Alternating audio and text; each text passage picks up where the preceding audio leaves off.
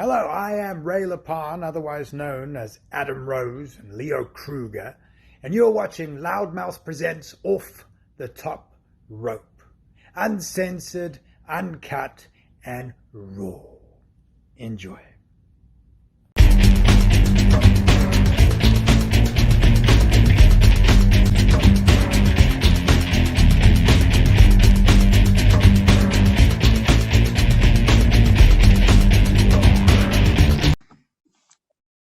Right, ladies and gentlemen, boys and girls, children of all ages and denominations, we have got a special guest here. Only one of a handful of people that were ever CPW World Heavyweight Champion. And the man that used to be called Adam Rose in WWE. Not his best gimmick. Ray Leppan, how are you, sir?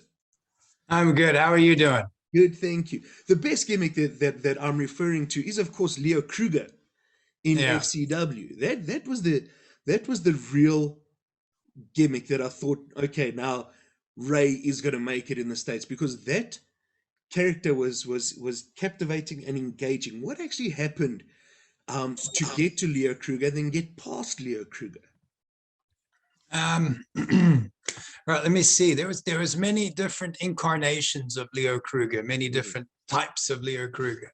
When you got to FCW, you actually picked your own name, and that was the name I picked.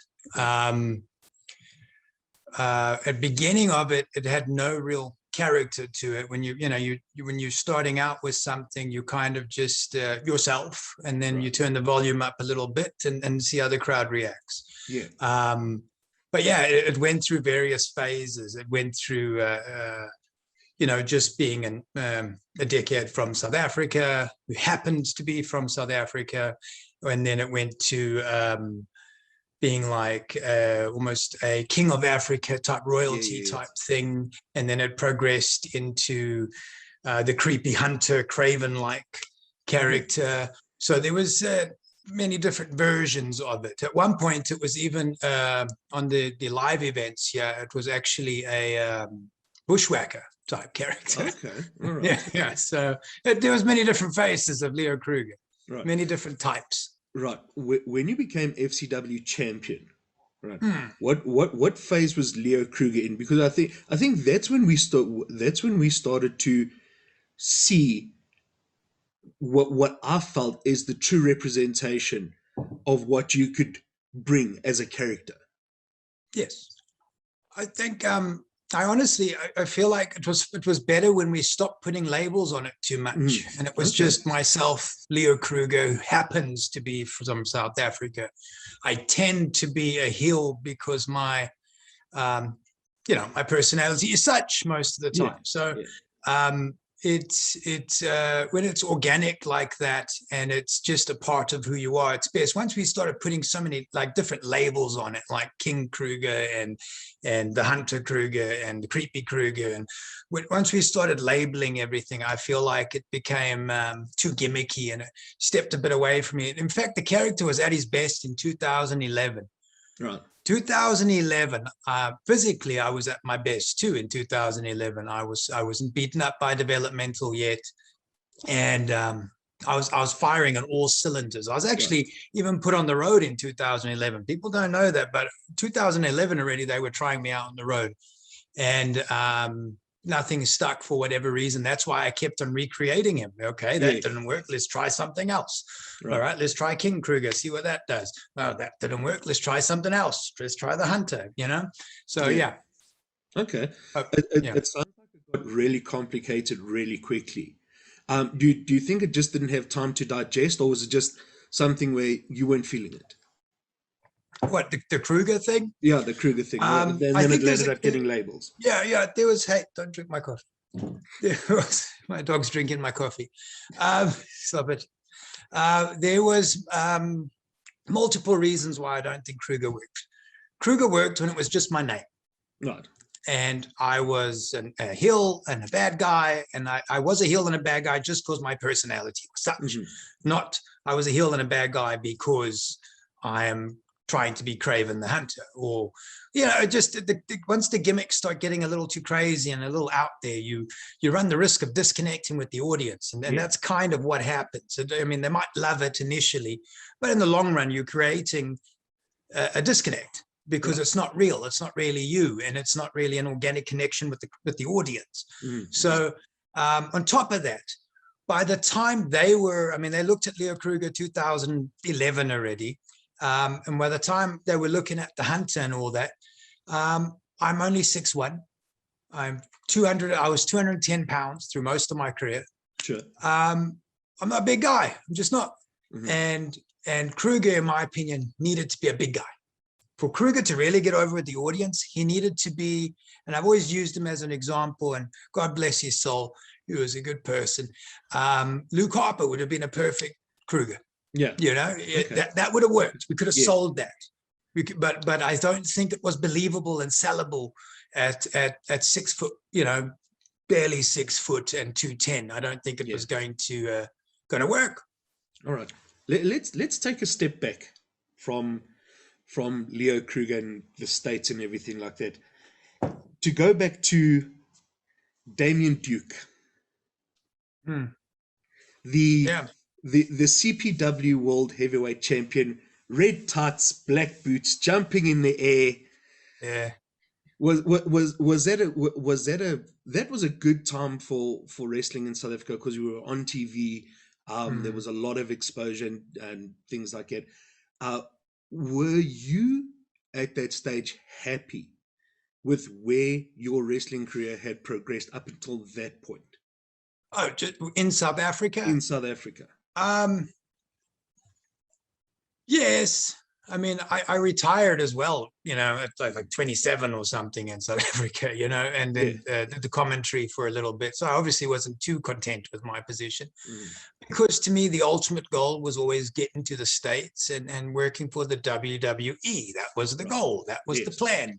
Right. The plan was never to stay in South Africa and wrestle there, exclusively. So whereas I reached my peak in South Africa, I still had other ambitions. And I don't think anything was going to stand in the way of that ambition, because I had obsessed over it my entire life. So it was very hard. I mean, I remember I was in a relationship in South Africa, and I had to just pull out of it, because I had goals and I had to go pursue them and be honest with what I wanted with my life. But yes, I enjoyed my South African experience. And I will say this, I had more fun in South Africa than I've had anywhere else. Right. Road trips in South Africa, to me, were the most fun thing I ever did in professional wrestling. Right. Now, I can't argue with you there, man. Road trips are great. Right. Now, in South Africa, in my opinion, there was two phases to Damien Duke. There was Pure Juice, and there was the Champion Duke. Yes. Which one of those two parts was the most satisfying for you in your wrestling career? I mean, obviously the one where I got the strap put on me, I mean, I feel that's the goal, right? You want to be the guy, you want to be the measuring stick, you want to be the top of the food chain. And I was doing the best I could in South Africa, but I mean, we have there's a limited training program out there. So, I mean, Pure Juice, I'm still figuring out how to wrestle. Sure. I don't even know really what I'm doing. I have no clue what psychology is. I have no clue how to piece together a match. I've got a few cool moves I want to try, force someone, put them in there somewhere. But at the end of the day, I don't know what's going on yet. I have no clue. And the training in South Africa was limited to, in my opinion, and this was my experience, I can't speak for everybody, but my experience was they taught you to bump and hit the ropes, and everything else was your problem. Yeah. And, that's fine, but it's got a seal on it, because we don't know the structures of a match. We don't know the steps to a match, where we should take it, the storytelling. We just know moves. And we kind of have an idea that the good guy's got to win and, beat the bad guy up, but we don't really know. And so even when the strap was put, I still didn't know. I'm still trying to figure matches out. I used to watch Ric Flair matches, and I'm like, all right, So how does this work? And I'd watch, all right, so he puts the guy over, try wrestle, the guy out wrestles you, you get upset, then you try fight him, the guy out fights you, you get upset, then you cheat, boom, you get a little bit of heat, and then we get going. But I was literally just watching matches and trying to take what I was seeing and putting it in the ring. Right. But I had no clue what I was doing. Even in 2010, when I got to FCW, I didn't know what I was doing. I had no clue what I was doing. I was never taught. We were taught bumps and ropes. Everything else was your problem. And to be able to close that gap when I got in 2010, closing the gap with indie wrestlers that have worked and have been trained and that know how to work for 10 years. And I'm coming in there, 30 years old, and I didn't even know what psychology was. Wow. So, I mean, the learning curve was huge. Yeah. Now speaking of training, I've mentioned this to PJ. Not when we were doing the show, just in passing and talking and things like that. You and PJ actually played a bigger part in me being a professional wrestler than you realize. Oh yes. There was the night that you and PJ were in the ring and I was there, and I think I did something with PJ and I did a hip toss and I fell to the side, and you and PJ made me do about 40 hip tosses in a row to make sure that I do it correctly. It's the arm drag hip toss sequence is my favorite sequence, because when I take a hip toss, you and PJ taught me how to take the hip toss on the other side of the ring. Yes, yeah. And people cannot believe that a guy that's my size and my weight can go that far on an arm drag and go that high on a hip toss. And nice. And that was because of you and PJ basically kicking my backside because I felt wrong. I felt wrong on one hip toss, and you made me do 40 after that. I'll never forget. That's good. Guys that do hip tosses now, I'm like, I can go higher. And they're like, that was probably a little bit of breaking you in a little bit as well.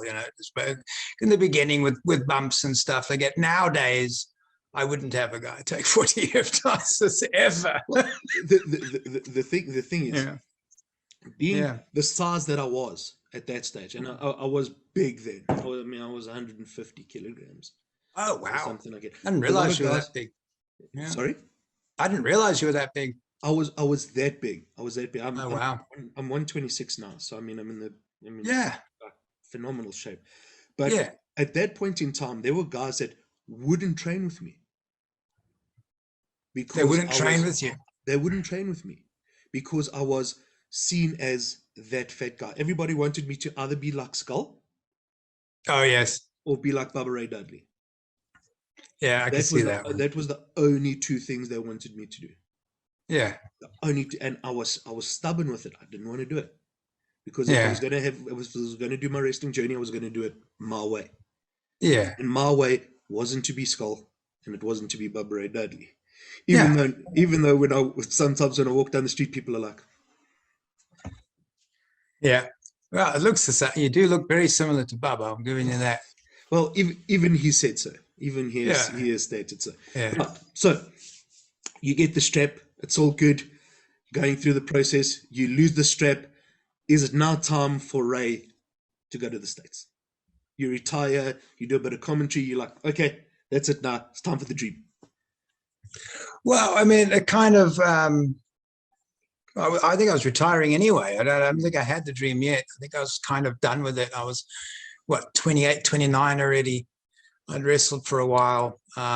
There was horrible politics in South African wrestling that I just didn't really want to deal with anymore. Sure. I didn't feel it was worth it. No one's getting paid anyway. So why a lot of money anyway. Why are we squabbling? It's just supposed to be fun. Even though I will admit I fell into the trap of political games as well when I was wrestling there. But it wasn't like that. I think Gabriel went first, PJ went first, and he was the one who actually called me, and he said to me, if I can get in, you can. Yeah. And I said, there's no way. And I said, I don't, he had already done 5 years in the UK. Gabriel learned to wrestle in the UK. That's what people don't realize. He didn't learn it in FCW, and he didn't learn it in South Africa, even though, Stephen Tornado took special time with him, and his dad, special time with him, and he got lots of matches. But I think he actually only,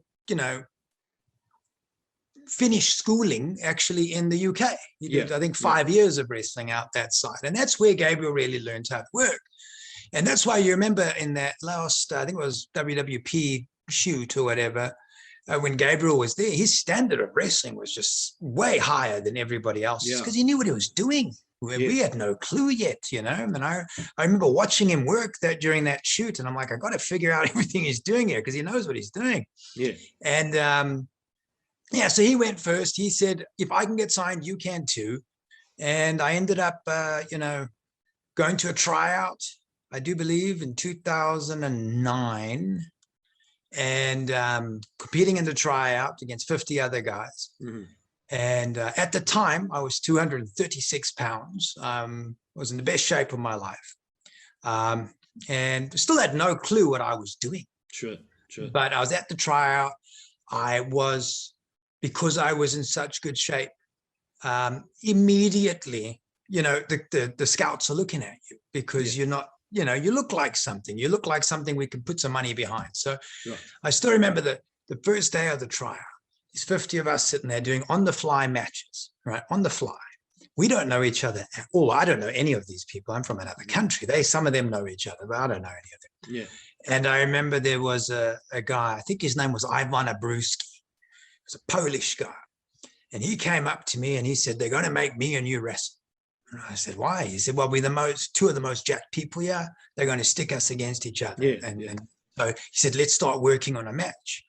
The problem is he had such a strong accent, I couldn't understand a word he was saying. So we're sitting there and he's doing this. And I don't understand the word. I'm just going, yes, all right, yes, let's do that. Sounds great. Let's go. Boom, boom. And then when the match started, he tried to run a spot that botched.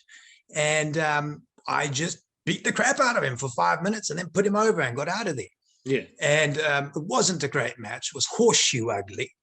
But I mean, when they're looking at that stuff, they take into account your training. I mean, they could see immediately. They could see about how you get in the ring and hit the ropes where you are, and they take into what's potential. And I don't even know what the question was. I got distracted by the Ivan Abruski story. Sorry. That's fine. Yeah. That's fine. Right. So you're there and you're training. Who picks you up? Which trainer goes, okay, we can put the machine behind Ray? Are you saying now I'm in the FCW already? Yeah. Or in your tryout. In the tryout. Well, the tryout, I couldn't tell how it went. I only had the one match against Ivan Abruski, which I thought was a complete flop. Mm-hmm. And then we did basic run drills, and it was a 5-day event. It was pretty intense. It was constant, once again, I have no training. So I'm kind of learning as I'm at the tryout. Oh, that's how that's done. Oh, that's why we do that. Oh, it's crazy learning experience while I'm there as well. Mm-hmm. And I think it was Matt Seidel, who was one of the guest coaches, who came up to me and said, they're going to sign you. And I said, they won't sign me. Compared to the rest of these people, I'm way behind. And he said, no, just you've got a marketable look. I was 236 at 8%, and I had tribal shaved into my hair, and I looked different. I looked, I guess, marketable, And he said, purely on your look alone and the fact that you can at least move around, he says they're going to sign you. All right. I did not get signed. I did not get signed that day. People think there was 5 people signed on the day. AJ Lee was one. Darren Young was another. Mason Ryan was signed before he got there. I found that afterwards. I found that out afterwards because he was one of my roommates one time, and he actually said, I was signed already in Wales before I even went to the tryout. Wow. But anyway, so I wasn't signed immediately. I was signed 3 months after. 3 months after. Yeah. Now, if you could have taken one match from South Africa to show them, okay, this is what I can actually do in the ring, which match would it have been? I don't know. I mean, because the psychology structures of my matches back then were so bad, probably, honestly, and I still like these matches, was me versus Oris from Swiss Money Holding in Right, okay. the Swiss kid. I Yeah. did 2 matches with him that were the best matches I'd ever done. I had my, you know, I had my move set already, and he just plugged me into his spots, and we ran some beautiful false finishes. You could tell I don't know what I'm doing. You could tell like I don't sell after the kick outs, and I do weird things that are just totally wrong that would get you fired immediately over here. Yeah. And I do them all, but the match had some nice false finishes and stuff like that. Those 2 matches, in fact, I may have sent those 2 matches to get the tryout. Well, at that stage, Aris was still the tag team partner with Cesaro in Europe. Yes. So you kind of got your,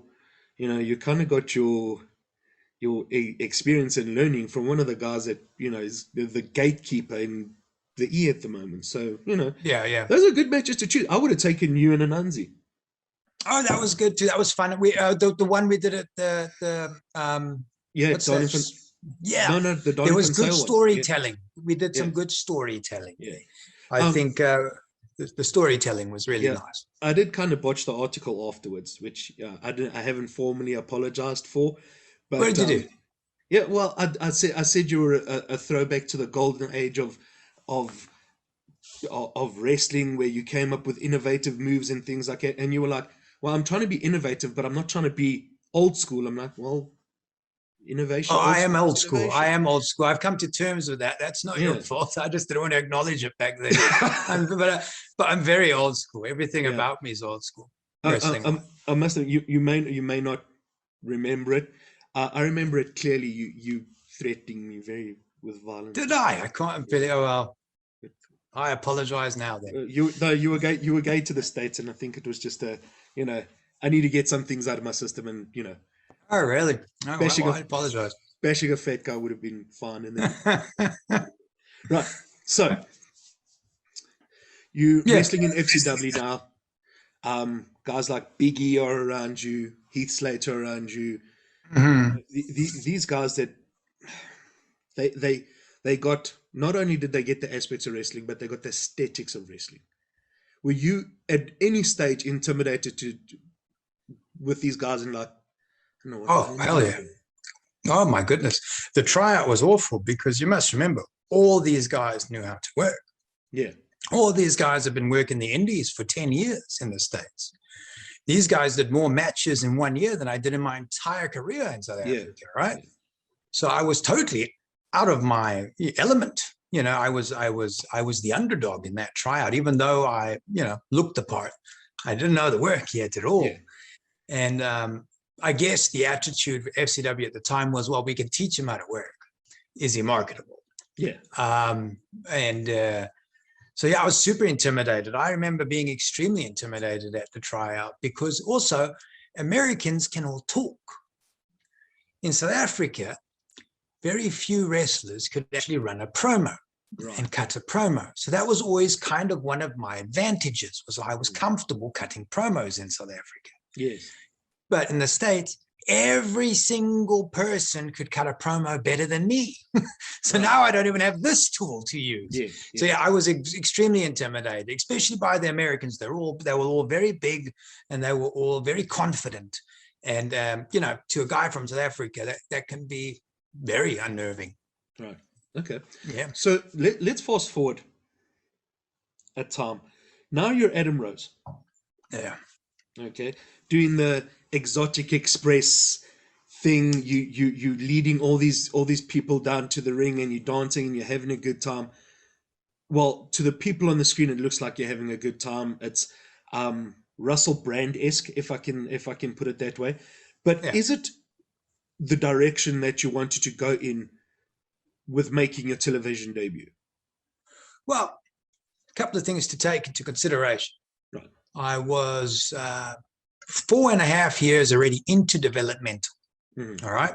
So there's a saying, shit or get off the pot. And that's where I was. Right. Michael Hayes, apparently in a meeting, had raised the point that I'd been there 4.5 years. I hadn't been picked up. Time to let me go. Right. So I was given my orders. I was given, you have 2 weeks, show us something else. if you can't, if it takes, you'll stay. If it doesn't take, you're gone. You'll go. 2 weeks. And that's where Adam Rose comes along, because I wanted to go to completely the opposite of what Leo Kruger was. I wanted to show range. That was the point, was to show I have range. I can do something completely different. I didn't think the character would actually be taken. It was just, I didn't think it at all. Yeah. I thought it would be a cool, it actually started in a promo class with Dusty Rhodes. Right. And I went and sat up there and did this whole Russell Brandish type thing. And everyone loved it. Right. And from there on, Dusty was like, that's it. You know, just keep doing that. Let's see where that goes. Problem with this is I've never wrestled as Adam Rose. I don't know how this guy wrestles. I wrestle as Leo Kruger. So now we've got this whole change of wrestling style that has to happen and all sorts of things, which are very hard to do. So ultimately, Adam Rose was born out of desperation to keep employment. Okay. And it luckily worked. It got a huge reaction at NXT. It was one of the most popular characters at NXT at the time. And that reaction I got at NXT is the reason I got called up. Hunter took a phone out, and as they were doing the Adam Rose chants and the waves were going on, it was all crazy. He recorded it and sent it to Vince. And Vince said, all right, bring him up. Wow. And that's how it happened. That's fantastic. Now, you had famous Rosebuds. I had famous Rosebuds. You had famous Rosebuds. Aren't all Rosebuds famous? Well, you know. Yeah, let's look at this list, right? Yes, I know. Yeah, I'm not going to go there. I'm not going to go there. Yeah. Right. So you had Braun as a Rosebud. Yes. You had Alexa as a Rosebud. Simon Gotch was a Rosebud. Yeah. Who else was there? Because there was everybody that was being brought up was a Rosebud. I saw those guys. I saw at one stage I think I saw Sasha as a Rosebud. Who did they bring in as Rosebuds for you during Raw that's really over now? Besides the five that I mentioned. Obviously Braun and I think Becky. Becky was one of the main Rosebuds for a long time. Right. But just a little side note on that. The initial Rosebud crew was people already in development. Yeah. You know, they weren't just random extras. The original crew was actual talent from NXT. Right. Which was a good thing and a bad thing. And it was normally the guys they weren't really using, or the new guys or whatever, you know, just get them out there, get them used to the crowd and all that, and do all that. And, you know, obviously, so those people were already in the system. With Braun, I think he only made one television with me because, I mean, obviously Vince saw him and was like, what is he doing in the Rosebuds? Yeah, you know, and that was the end of that. And rightfully so. And I think that's why people assumed, I'll give you an example. What was his name? No Way Jose. Yeah. People assumed that the people from the Conga line were going to get the same reaction. We're going to get the same amount of success. Yeah. Conga line was mainly extras. It wasn't NXT talent. Sure. You see what I'm saying? They weren't under developmental contract yet. I'm sure there were a few of them that eventually got signed or whatever, but they were actually extra talent. Whereas the original Rosebud crew were all signed developmental talents at the time. Yeah. Well, also the thing with No Way Jose, you can't spend your energy dancing to the ring and then expect to have a 20-minute match. I always thought, why is it so dumb? For me, it didn't make sense because now you're getting the guy, he's dancing around the ring. He gets into the ring. He's probably gassed by the time he gets there. Yeah. You know, dancing gimmicks for me. Oh my goodness. I have such a problem. Oh, that was the worst thing too. I had a dancing gimmick. I can't dance. So that was terrible. I've been given this dancing gimmick, and we did the Michael A's hair flips coming down, and we did the little I don't know how to describe it. I guess skipping to the ring type thing, and you know, we added some elements to it. But I'm not a dancing guy, you know. Yeah. And then on top of that, and this is one of the reasons I think Adam Rose never worked, was I didn't wrestle like Adam Rose. Adam Rose, I don't know how he worked. I wrestled like Leo Kruger, and Leo Yeah. Kruger was a meat and potato sort of guy. He was snap suplex, Russian leg sweep, big jumping knee bomb. You know, that was kind of the height of it. Right. Adam Rose needed to be cutesy. He needed to have cutesy little roll-ups, and he needed to have some flashy dives and all that. I don't do that stuff. So it was wrestling style was a disconnect. Yeah. The promo worked, the music worked, the entrance worked. People remember it. And the only thing it fell apart in was the wrestling, because I didn't wrestle like Adam Rose. Right. But did nobody give you guidance to say, listen here, we're going to, this is how Adam Rose, we see Adam Rose. If you look at guys like Gorgeous George, or a bit of Buddy Rogers, or a bit of Buddy Landell, or a bit of, Bobby Eaton, or something like that, guys, or a bit of Ricky Fulton, getting that stuff in there, looking at those matches and saying, all right, guys, this is how a cutesy wrestler would wrestle. Yeah. Get it in there. You can do a snap suplex, but it's what you do before and what you do after. That's what you got. Well, it's the in-between bits that count. Yeah. That's the thing. It's not really the moves that count. But I do think Adam Rose would have had more traction if he had some flips and some dives. And by the end of it, I was starting to do some ranas and things like I realized I needed to spice up my style a little bit with some flashy things, especially as a babyface. As a babyface, you need flashy stuff. That's it. And I did not. I wrestled like a heel. I had a grind. I was kind of a grinding guy. So I try to put cutesy things in. I don't feel like the cutesy stuff I did ever looked very good, because it's not stuff I was comfortable doing. Sure. So it's not my stuff. So there was always this huge disconnect once the match started, in my opinion. Right. Okay. So the Adam Rose face character basically goes its run. Now with the Adam Rose heel character, there's the berating of the Rosebuds, and it's the heel wrestling now. Did you feel more comfortable with that? But now there's a disconnect between there's a disconnect between the character and how you wrestle. Still. Well, I think as a heel it was more digestible. Yeah. But I think by that point the Adam Rose ship had already sank, and it didn't really matter what I did at this point. It was already sank, and the company was already moving on to something else. Sure. And so it didn't matter if the heel gimmick actually worked or not. It didn't matter. I feel like Adam Rose should have been introduced as a heel. I don't feel he should have been introduced as a babyface. Firstly, the character is too different, and it's kind of weird, and it's a little exotic. It's not American, which immediately is kind of a problem in an American crowd. Yeah. I'm not English, but I'm not really South African, so they didn't really know where to put me. Sure. So it was just, I think it needed to be introduced as a heel. And if the crowd started to enjoy it as a babyface, that was up to them. Yeah. And I feel like the character, I was given different instructions every time we went on Raw. And so the character kept changing, and there was no way to really lock in on him, because we had never really ironed him out yet. Yeah. Adam Rose needed another year in development. That's what he needed. He needed another year of work to figure out the move set and to figure out all the little pieces we didn't have yet. We went up there with a very blank board and tried to make it happen on live TV, and it just didn't work out. Right. Do you think at that stage the Adam Rose character was micromanaged into a space where he couldn't get out of?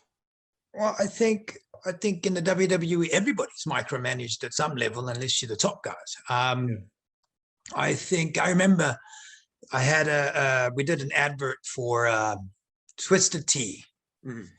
And I remember we did it, and Santino was involved in it and all this stuff. And I remember at the end of the Twisted Tea ad, I knew the ship was sunk.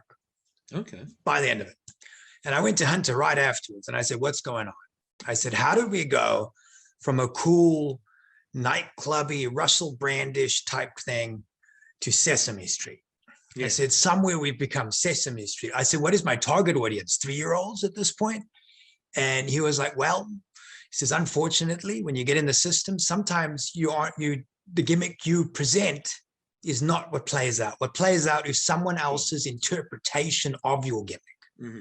And I became Vince's interpretation of Adam Rose, which was Adam Rose had a bunny and he was there for 3-year-olds. Right. Yeah. Is that the problem with the air at the moment?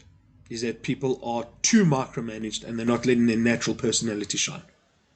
Well, I don't know about that either. I mean, for me, there was a lot of micromanaging. And I do believe if you come in, give you an example, right? If wrestling's not real sport, right? It's not. We're not going in and there's no legitimate winner, and I'm not going to out wrestle you for real. And, you know, we're going to work together and come up with this amazing thing together. There we go. But it's like being a part of a movie. You're given role. Right. And there can only be so many main stars in the movie. The rest of us are support cast, right? Adam Rose was support cast. That's what he was. So I think there was already a ceiling. You know what I'm saying? I'm not sure what the question was. I got carried away with that one. No, that was exactly the question. Because now you've got so many people. Oh no, my point was, hang on. My point was that support cast tend to be micromanaged, whereas main cast will be given more freedom. Right. But support cast are all micromanaged. Like, I'll give you an example. I wrestled Justin Gabriel in a live event in Vegas, and we were both fed up, kind of, pissed off at the company at the time. So when we were first match, and we said, well, let's give them something hard to follow. Yeah. Right. So we went out there and we tore the house down for 20 minutes. Loudest crowd reactions I've ever heard. My eardrums were reverberating from how loud that Vegas crowd was. We gave them so many dips and so many false finishes, and we just took everyone on a ride. And Adam Rose doesn't wrestle like that on TV. And Justin Gabriel wasn't getting those spots on TV anymore. And so when we did it, the crowd was, they loved it. Yeah. And this is the type of micromanaging B talent will get. The next day, we're told, you got 5 minutes. So now entrance is a minute. I have 3 minutes. So obviously there's no false finishes. We're not doing anything cool. We're just going to go in and get business done and get out. Yeah. And that's how how B card or B spot characters are kept in their boxes. Wow. I don't know, man. As much as we want to berate our systems and things like things like that. Yeah. At least you got freedom out there like crazy. At least we got the time. It was like, hey guys, listen, you got 20 minutes. Give us what you got. Give us the best. Give us the best that you got, because we know we're not going to wrestle tomorrow. We're not going to wrestle the day after. Maybe in a week's time, 2 weeks' time, you might wrestle again. So you can every match you can make it Broadway, because you know that you're gonna heal up. It's going to be cool because in 2 weeks' time you might wrestle again. Plus, you got freedom. In South Africa, there's no real promoter micromanaging the crap out of you in South Africa. It's like, hey, you want to cut a promo? Yeah, all right, go cut a promo, have a good time. They don't care. Go have a good match. That part of South African wrestling is very good, and I hope that never changes. But I mean, but some guys probably, especially green guys, need to be micromanaged. So there's a balance here. Yeah. Some guys go, give me the microphone. You like, no thanks. No. Yeah. No. Right. Yeah. The worst promo you ever heard when you were in the system? I ever heard. You ever heard? Well, there was a few of them. Let me think. I can't really think of one specific terrible promo. I mean, there's certain guys who probably just shouldn't promo. I did a promo that I was very uncomfortable with the one time too. I did a promo with, who was I with? Cassius Ono. We did a tag team promo, and I was as Kruger, and worst promo I ever did. Just worst. I couldn't figure out how to talk as Kruger as a normal person anymore, because we had made him this weird hunter thing, and I didn't know how to, and I sounded like a horrible Bond villain. And when I had the evil laugh at the end, and I remember thinking at them, that's the worst work I've ever done. I hope no one ever sees this thing again, and no one ever did.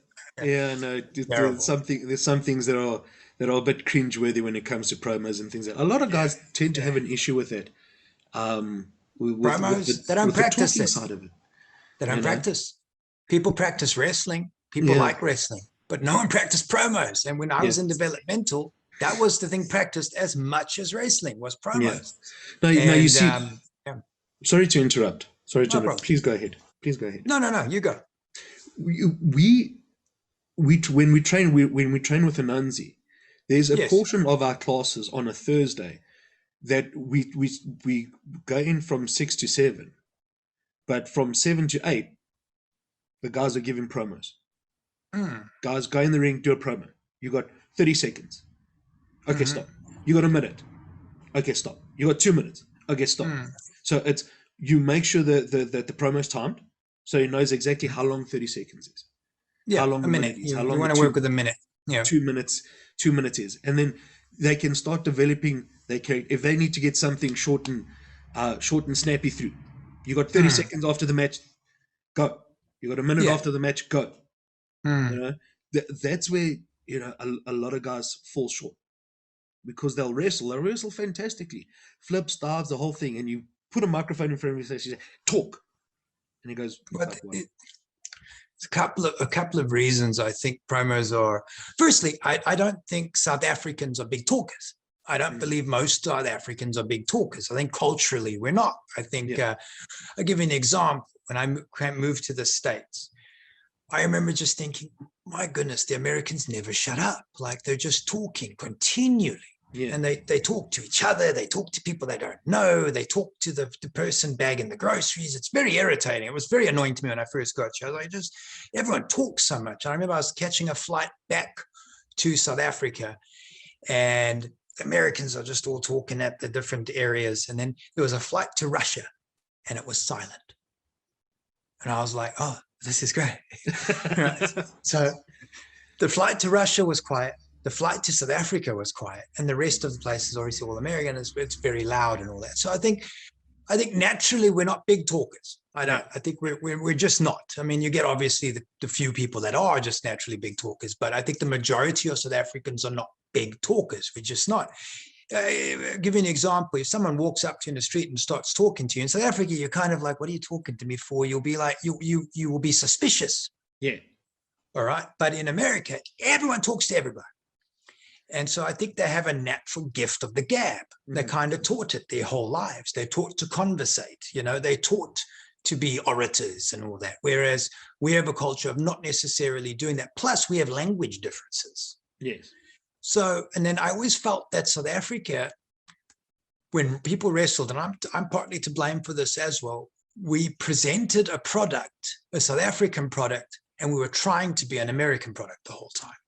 And that's a problem, because we're not going to beat the Americans at being American. Yeah. We're going to have to be South Africans. Right. But I think there's a bit of a situation where we don't respect our own culture enough to present it, if you know what I'm saying. And we feel like we need to imitate what we see and copy what we see and try be like that guy or be like this guy, when the best product a South African promotion can produce is going to be a South African product. That's it. And that means let the guys talk in their native tongues, let them cut promos in their comfort zones. If you've got a bunch of people that don't even speak English trying to cut American promos, this is not going to work out. Exactly. Yeah. Right. So now you get released. Yeah. The whole hullabaloo, I'm not going to go into it. Are you happy with the body of work that you've put out to the world as a professional wrestler? No, I'm not. It was, like I said, the Adam Rose whole run was created out of desperation and got me on the road. So I'm not going to complain about it. That character got me on the road. I was so invested in the Adam Rose character, I kind of became him. Like there was, because I remember when we were coming up with him, Dusty said, you got to be him all the time. He said, you can't just be him at wrestling. We got to get this done quick. You got to be him every day, at home, at the movies, at McDonald's. Adam Rose needs to go everywhere with you. Yeah. And I did that so much that ultimately I became Adam Rose. And I remember when the character came to an end, it was hard for me to figure out who was what and where I began and where he ended. And I had lost track of who I actually was at the end of that. My accent's still a mess from Adam Rose. It's still a mess. I still can't figure out what my accent is, because it's a combination of South African, English, and American. You know, when I call a wrestling match, I become a redneck. So it's just it was what it was. It was a six-figure opportunity. It was getting to live my dream. And remember, I was brought into the WWE under no, what's the word, misconceptions. I was brought in. Hunter said to me straight before I got put on TV, he said, 2 years, mid-year, mid-card push. Right. And that's what it was 2 years, mid-card push. And to most people that are trying to get in the WWE, I did it. I have 3 action figures. I was in a video game. I made good money while I was there. But yeah, my actual matches were not what I wanted them to be. And that's just how it works out for some of us. Okay. So now you're retired. Hmm. How is retirement treating you? Sure.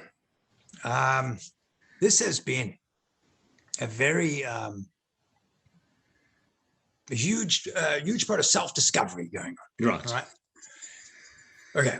So partly one of the reasons, I'm going to go into this, one of the reasons that me and the WWE parted ways was over a prescription pull situation. Right. Where I was on, I'm going to just be upfront. I was on Adderall for a period of time. The company was aware of it. Yes. And I have terrible attention deficit disorder. I do horribly at studying or anything like that. And I remember someone recommended, why don't you try this because it'll help you, just get you focused and motivated and all that. So that's how that started. Now I was actually suspended on a paperwork issue, meaning I hadn't filed. They had updated the way they wanted the paperwork done, and I hadn't done it. So that's what I was suspended. Now, ultimately, I should just have accepted my punishment and said, all right, I didn't get the right paperwork. I apologize. Yeah. At the same time, they were cracking down on Adderall usage because they felt it was out of control in the company. Right. There was a lot of people doing it. I was not aware how many people were doing it, but I know the same suspension I went through, Eve Marie was suspended at the same time, and Roman Reigns was suspended at the same time. And I'm pretty sure all for the same thing. Yes. But I unfortunately disagreed with the suspension and kind of fought it. And I'm a kind of a stubborn guy, and I'll sometimes to my own detriment. Right. And I should just have said, all right, I didn't get the right paperwork done. My apologies. You know what I'm saying? But I didn't. I objected to it. And once again, my ADD's kicked in. What were we talking about? The release. Yeah. Oh, the release. All right. So that happens. I'm suspended. And then obviously you heard about the domestic violence accusation and all that. So that played out in a courtroom, and I was cleared of all activity. Once everything was understood, I was completely cleared. And to this day, I have absolutely no criminal record whatsoever. And unfortunately, in America, this is how the criminal justice system works. In America, you're not innocent until proven guilty. You're guilty until proven otherwise. Yes. And that's how the system works. And unfortunately, the damage was already done. It didn't matter what had happened and what didn't happen because the damage was done. Right. The publicity was bad. TMZ had picked it up and ran with the other thing. And, even if everything was thrown out of court, ultimately, I was convicted in the court of public opinion. Yes. Yes. And so it didn't matter anymore. And so when me and the WWE parted ways, I was not released. I was not fired.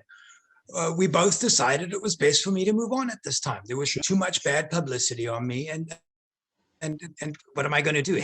Hang around there and try to survive it? It's good for them. It's not to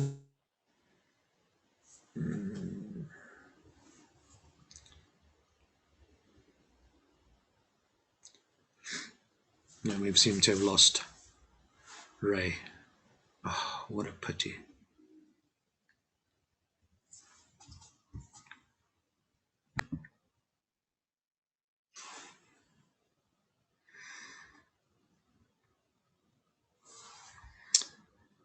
We seem to have lost him. Oh my goodness.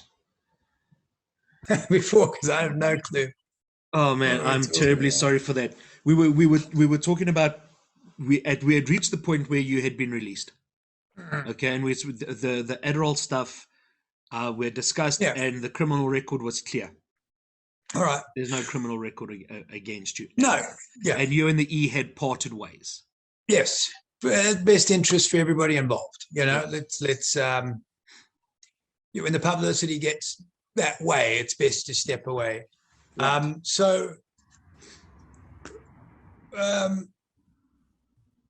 Are we discussing retirement, or are we discussing the release at this point? No, we just finished the release now. Okay. So now it's retirement time. Yes. Okay. So now, in terms of, but before that, I want to ask a question. Okay. All right. So all of this happens. Your name gets cleared. Yes. You guys decide, okay, it's best for everybody that we just part. It's been fun. It's over and done. Yes. But then you look at a situation that's just happened with Jimmy Uso. Yeah.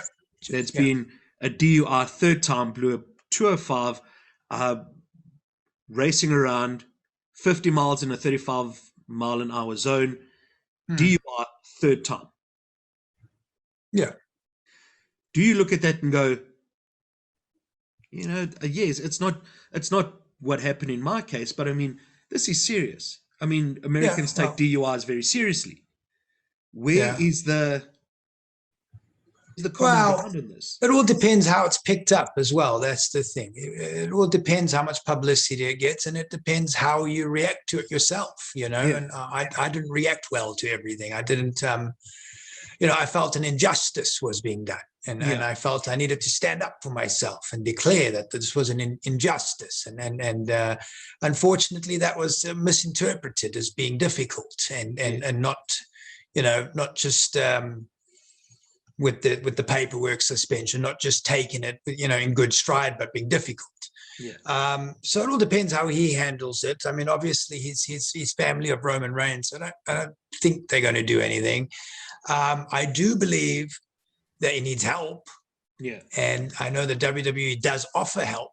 I mean, I myself ended up in a treatment program. And I know that there's help for Jimmy Uso if he wants it. You know, he's just got to reach out and ask for it. And that's probably where this will head. It will head to some sort of help from the WWE. Okay. Right. Yeah. Now, do you still watch professional wrestling? No. And not because I want to be vindictive because things didn't go my way. You know, I just initially I think it was just too painful to watch. You know, I'm watching people I went through development with become huge successes, and I don't have the opportunity anymore. I can't, because of the way I left. There's no way to even try regain the opportunity. You know, so it was very sad in the beginning, and I chose not to watch. If I do watch wrestling, I watch old stuff, and I still get a kick out of the old stuff, like watching WrestleMania 4 or watching WrestleMania 3 or watching Hogan versus The Rock or Hogan versus The Ultimate Warrior. You know, those are the things that still make me smile. But wrestling, watching it now, I'm not a huge, and I don't want to say because it makes me sound bitter, but I'm not a huge fan of the style that we have right now. Yeah. I'm not a big, you know, thigh slapping, you know, Rhino guy, and it just it's not my cup of tea anymore. It's become something I'm actually very unfamiliar with. The little bits I have seen, when I see wrestling, it's honestly when I'm at the gym and it's on the monitors, and that's really what I see. Yeah. And it's just become something I'm not familiar with. I'm not saying it's bad. I'm not saying it's wrong. I'm just saying I personally, that's not what I got into wrestling for. That's not my cup of tea, if you know what I'm saying. Yeah. It's weird because now every match has a dive. Every match has a super kick. Every match, and it's not you get your little guys doing it and your big guys doing something else. At the start of the match, your little guys are doing it. At the end of the match, your big guys are doing it. Lance Archer is 6'8", dives over the top rope. You know, does a tope suicida. You know, is a guy that's super talented guy. Yeah, that's it. Can he do that? Yes, he can. Does he have to do it in every match? Should he do that? Should he do that is the question. There we go. Because if you're not, I get nitpicked. I just remember if everyone's doing the same thing, the product's going to suffer. You need different things, and that's why I like what are their names? FTR, what are their names? Yeah, Dash Wild. yeah. I like them. They're a different style. Hmm. They're old school, and them pushed into the new system's pretty good. It creates for some interesting matches and structures and things like that. But if everyone's doing the same stuff, I don't see how that's going to work. A big guy's got to be a big guy, right? I mean, you can do some cool, impressive stuff if you want to, but you're still the big guy. Yeah. If you're doing the little guy stuff, then what's he going to do?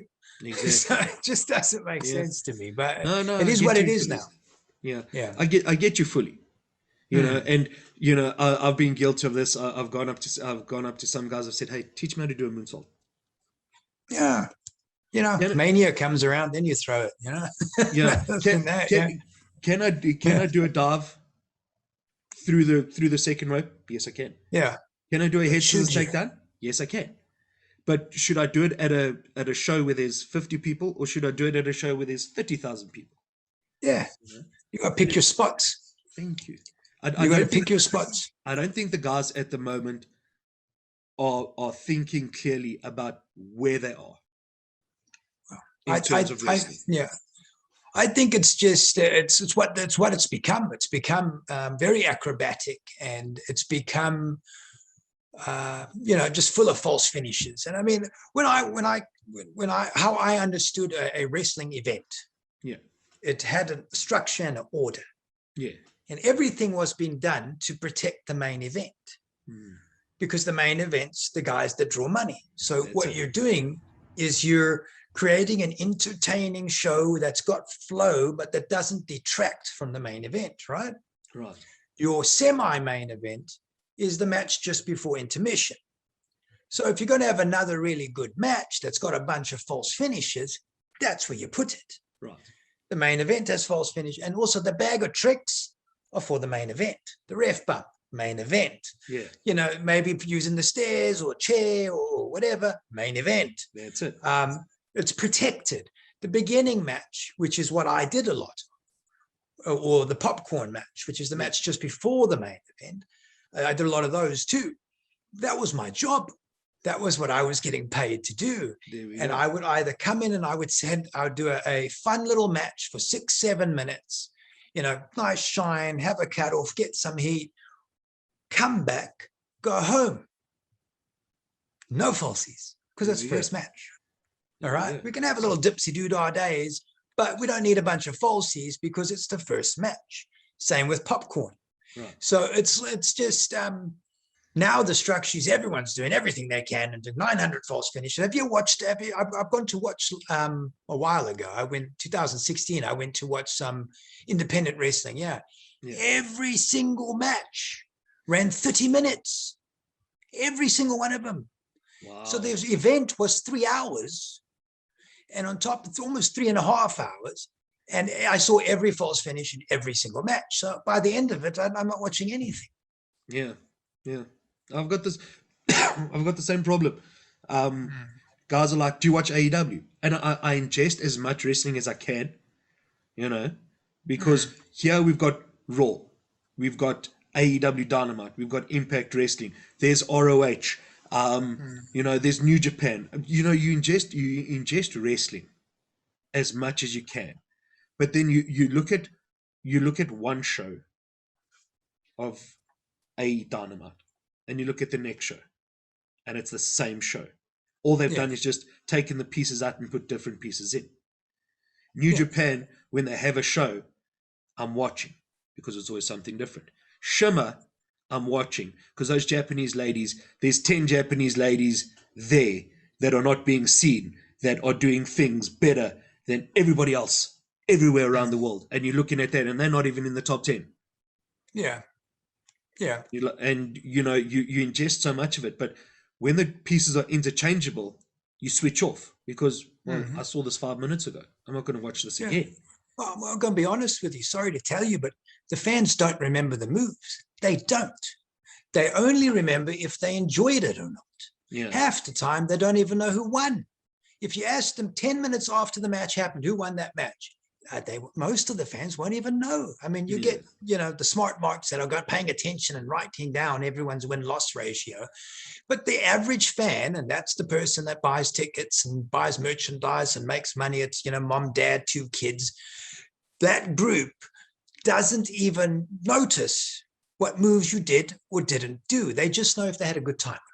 Right. Did I enjoy that match? Yes. Was that guy a bad guy? Yes. Was that guy the good guy? Yes. Did that little guy fly over the top rope? Yes. But that's about the end of it. You know what I'm saying? They don't really know the little bits and pieces that we all know about. So I think if you look at it, and I just have a different mindset as to what an entire event should be. I'm very old school WWE, and that's how I was taught, and that's how I think it should be still structured. But it's not like that anymore. It's evolved, and maybe I'm just an old fart who won't evolve with it. I mean, that's just what it is, and I'm okay with it. I liked my era of wrestling. I grew up in the best era of wrestling. I grew up with Hogan and the Ultimate Warrior and Roddy Piper and Ricky Steamboat. And I mean, I grew up with great wrestlers to watch. I kind of feel sorry for the fans today.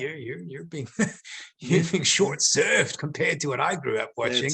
That's it. You and I are roughly the same age. Yeah, right? I think there's a year difference between you and I. I'm 42. I'm 42 in this month. I just turned 41. So there's about a year difference between. Yeah. Now, I have a feeling I know, but I want to ask you anyway. What was the one match that turned you on to wrestling? The one match that turned me on to wrestling. Trying to remember. You remember back in the day, it was hard to get wrestling in South Africa. There wasn't much on, right? Terribly. And they would show one match every now and then on, I don't know, Top Sport or whatever, and you would have to get your tape recorder ready, and you'd have to video record it and all that. And the first wrestling I ever watched was actually old NWA. I didn't realize it at the time. I just remember I was very little. It was we got a videotape from a video store, and it was old NWA, and it was the Von Erichs, and I think it was Ric Flair, or it was Michael. Yeah, it was Ric Flair and Von Erich, as far as I remember. Yeah. And I remember thinking, I like this. I don't know what it is, but as a little kid, I'm like 8 years old. I'm like, I like this, Yeah. And I think then it went back, and I didn't think much of it ever again. And then a friend gave me WrestleMania 5. That's what I remember. WrestleMania 5 was the first tape I got in my hands. Videotape, that was mine. Yeah. And it was WrestleMania 5, and I just watched it over and over and over and over again. Just couldn't stop watching it over and over and over again. And then I got from Mnet, somehow we got a hold of the master copies of WrestleMania 1, 2, and 3. Somehow I had the master copies from Mnet. Wow.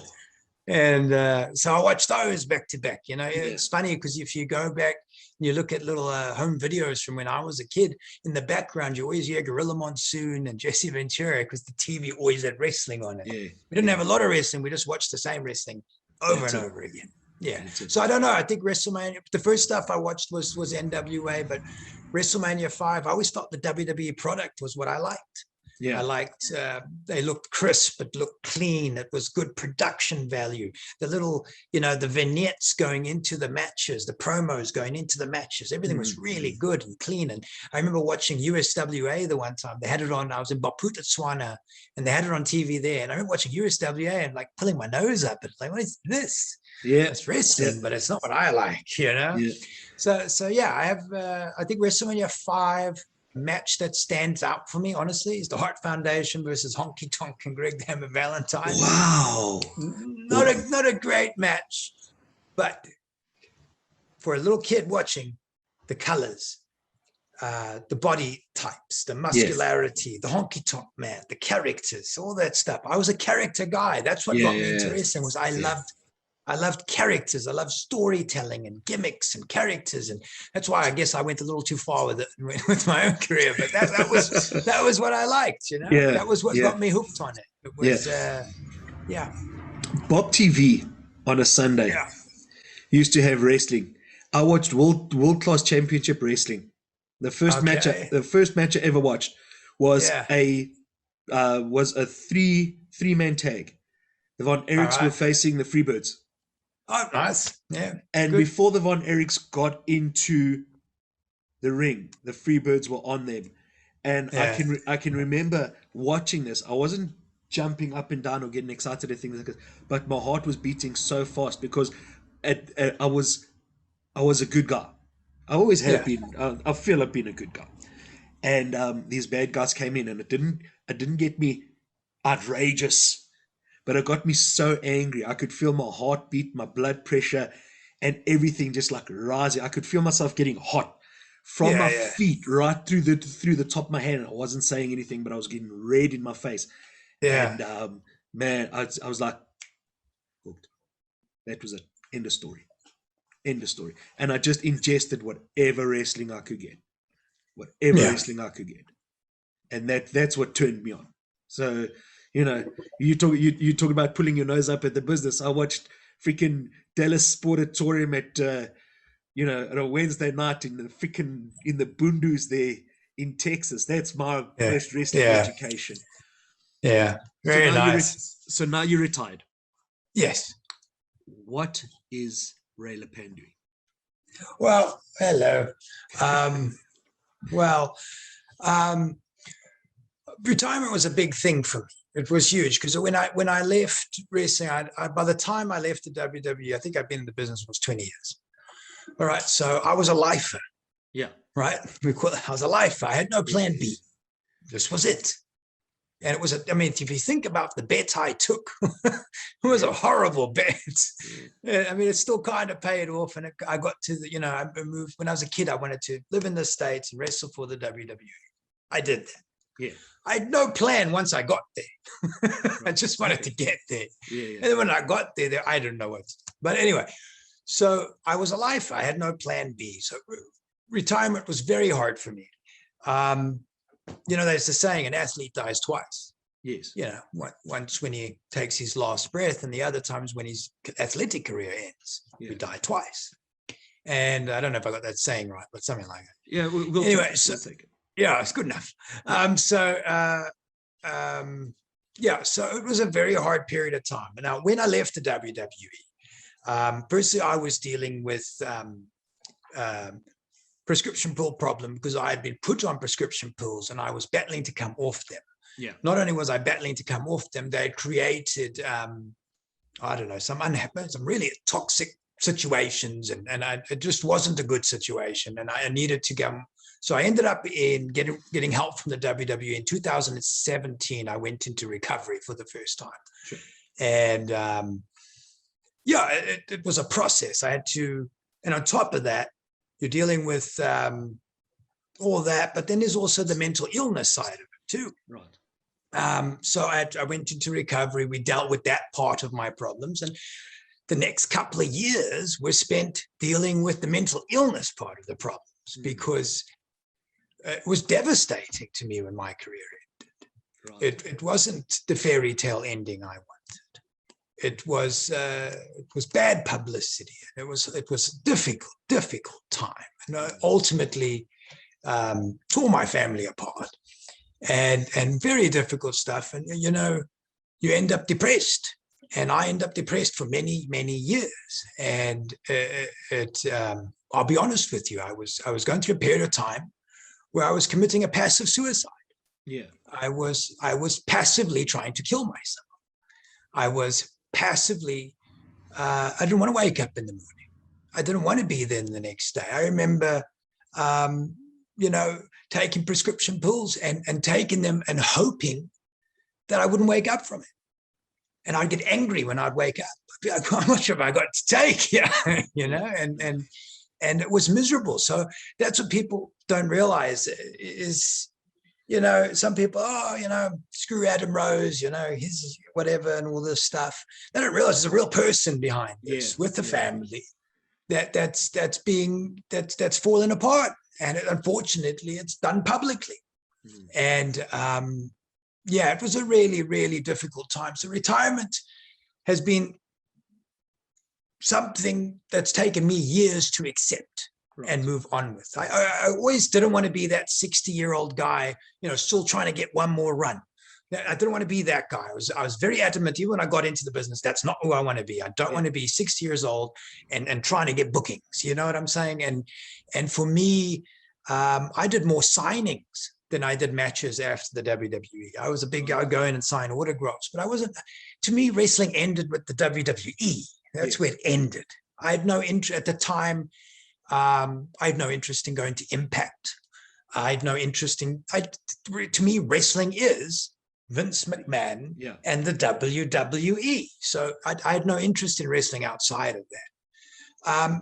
So yeah, it's been a huge period of self-discovery, and it's been a very huge learning experience too. Because, I'll give you an example, we spend our lives addicted and obsessed with professional wrestling. For me, the biggest issue I had was figuring out who I am now that I'm not a pro wrestler. Yeah. Because that was my identity. That's what I defined myself. I was a pro wrestler. My entire life's worth was measured according to my professional wrestling career. I had to change the metric. I had to change the metrics which I used to measure how I was doing in life. And that was a process. It didn't happen overnight. It took me a long time to come to terms that it was over. And the best thing for me to do was to move on to other things. But it was a huge process. And that's, I don't think people realize, what's actually going on behind the scenes. We know that the wrestling suicide rate is extremely high, especially once out of contract. And, I know why. I know exactly why. And it's been a struggle. And I'm very open about everything I went through because I want to be able to help other people that might go through what I went through. Sure. Hang on, I was doing something weird. Yeah. Remind me tomorrow. Yeah. So, I want to, I like to be open about it. And that's why my career didn't end the way I wanted it to. And I'll always have that, I'll always have that part of me, and that maybe one day I might wrestle one match just to show my kids what I did, what I did. But other than that, I'm very at peace now with that part of my life being over. There's other things to measure my life by. Yeah. It just took me a while to figure that out. Cool. All right. Well, Ray, I'm not going to keep you for much longer. This has been a mind-expanding chat yes, with sir. you. And I'm glad that we've did it because a lot of people here still remember Damien Duke. Yeah. And a lot of people remember Adam Rose. Yeah. But I'm glad to see we've got that side of Ray Leppan that a lot of people haven't seen. Yes, sir. Thank you. I thank you very much, my man. I wish you the best of luck. I'm going to say in your future endeavors. That's awful. All right. Oh, man. Yeah. Slap my thigh and give me a sidekick. Who knows? There you go. But, Ray, listen, nice, I want to thank you very much for your time. We appreciate the body of work that you've put out there, man. And we appreciate you. So I want to thank you very much for your time. Ladies and gentlemen, parting words from Ray Leppan. Any parting words? Be present, be here now. Instead, I was huge. I was a destination happiness guy. I don't know if you know what that is. I'll be happy when. I'll be happy when this. I'll be happy when I get this. I'll be happy once this happens. Be happy now. Yeah. Well, there you go, ladies and gentlemen. Be happy now. For Ray Leppan, this has been the Loudmouth. Loudmouth presents Off the Top Rope, uncensored, uncut, and happy in a few minutes' time.